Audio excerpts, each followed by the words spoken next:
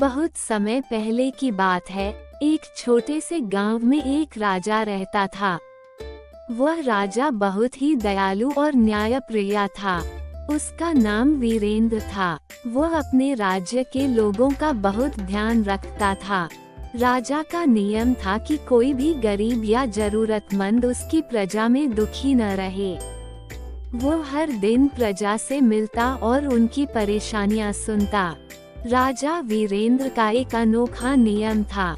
उसने अपने राज्य में घोषणा करवाई कि हर व्यक्ति को हर महीने अपनी कमाई का एक छोटा हिस्सा जरूरतमंदों की मदद के लिए देना होगा। इस नियम का पालन न करने वालों को दंड भी दिया जाता था। शुरू में लोगों को यह नियम अजीब लगा, लेकिन धीरे धीरे उन्होंने महसूस किया कि इससे समाज में समानता आ रही थी। राज्य में कोई भी भूखा नहीं सोता था। अनाथ बच्चों के लिए स्कूल बनाए गए, गरीबों को काम दिया गया और बुजुर्गों की देखभाल के लिए विशेष घर बनाए गए। धीरे धीरे राजा का राज्य समृद्ध होने लगा। अन्य राज्यों के लोग भी यहाँ आकर बसने लगे क्योंकि यहाँ हर कोई सुखी था। राजा की परीक्षा। एक दिन राजा के मंत्री ने कहा, महाराज, ये नियम तो बहुत अच्छा है, लेकिन हमें ये भी देखना चाहिए कि क्या लोग इसे दिल से मानते हैं या सिर्फ दंड के डर से। राजा को ये बात अच्छी लगी। उसने अपनी पहचान छुपाकर एक साधारण किसान का रूप धारण किया और गांव में घूमने निकला। पहले ही घर पर उसने देखा कि एक महिला गरीब बच्चों को भोजन करा रही थी। उसने पूछा, माँ, तुम इन्हें क्यों खिला रही हो?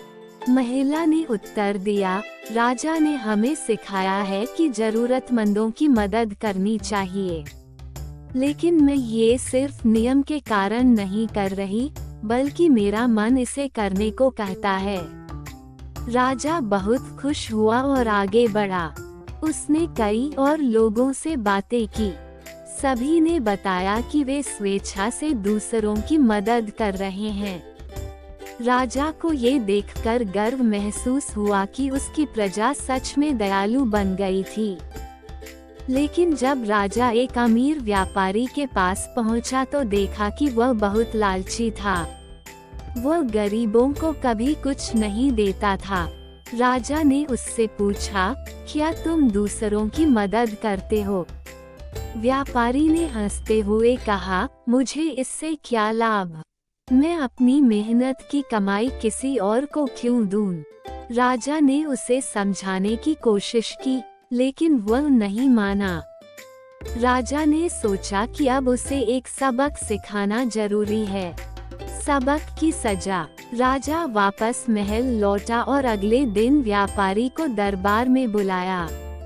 राजा ने कहा, जिस राज्य में तुम रहते हो, वहाँ हर किसी को दूसरों की मदद करनी होती है, लेकिन तुमने ऐसा नहीं किया, इसलिए तुम्हें राज्य से बाहर निकाल दिया जाएगा। व्यापारी घबरा गया और राजा से माफी मांगने लगा। उसने कहा, मुझे एक और मौका दीजिए, मैं भी लोगों की मदद करूंगा। राजा ने उसे एक शर्त पर माफ कर दिया कि वह महीने भर तक गरीबों को भोजन और कपड़े देगा। व्यापारी ने नियम का पालन किया और धीरे धीरे उसमें भी बदलाव आ गया। अब वह सच्चे मन से जरूरतमंदों की मदद करने लगा। राजा का इनाम। राजा को खुशी हुई कि अब उसका राज्य पूरी तरह से एक आदर्श राज्य बन चुका था।